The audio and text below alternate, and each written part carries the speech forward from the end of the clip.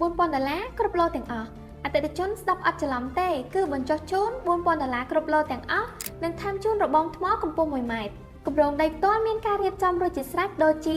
របងថ្មស្តង់ដារគ្រប់ឡូមានប្រព័ន្ធភ្លើងប្រើប្រាស់បំពាក់អំពូលភ្លើងសូឡាបំភ្លឺក្នុងគម្រោងលើសពីនេះមានការរៀបចំលូស្តង់ដារនិងរៀបចំផ្លូវបេតុងទំហំ8ម៉ែត្រផងដែរឡូខ្នាត10ម៉ែត្រគុណ20ម៉ែត្របង់រំលោះប្រចាំខែ$200ក្នុងមួយខែ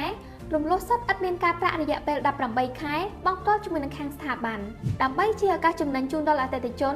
និងក្នុងការបើកលក់តម្លៃថ្មីខាងស្ថាប័នបានរៀបចំ promotion សម្រាប់អតិថិជនដែលកក់ចាប់ពី$1,000បញ្ចុះជូន$500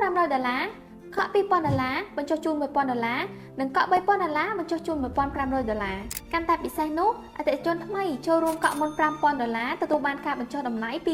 $2,500និងបង់ប្រចាំខែត្រឹមតែ$100តែប៉ុណ្ណោះគម្រោងដីនៅជិតតំបន់សក្តានុពលជាប់នឹងផ្លូវរដ្ឋ30ម៉ែត្រលេខ159អឺតភ្ជាប់ទៅផ្លូវជាតិលេខ59ជាផ្លូវក្រវ៉ាត់ក្រុងស្ថិតនៅក្នុងតំបន់ដែលទទួលបានផលពីការអភិវឌ្ឍរបស់ក្រុងប៉ោយប៉ែតខាងត្បូងច្រកអន្តរជាតិស្ទឹងបត់ចម្ងាយ$3,000ទីតាំងដីស្ថិតនៅភូមិសន្តិភាពឃុំទួលពងរស្រុកម៉ាឡៃ